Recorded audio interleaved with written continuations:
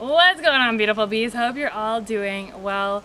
So from minus 30 in Canada to plus 30 here in Florida, it's so nice to be here, and I'm not used to this heat. It is so nice. So a few reasons why I came to Florida. I came here for the weather.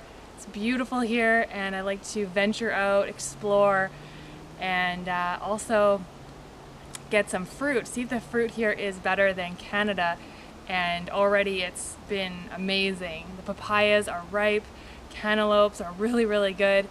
It's so good down here so far. And I've just been shopping at Whole Foods, so I'm like, Whole Foods is amazing. So the third reason is to see Dr. Morse. So that's another reason why I came here, and that should be exciting. So stay tuned for that meeting.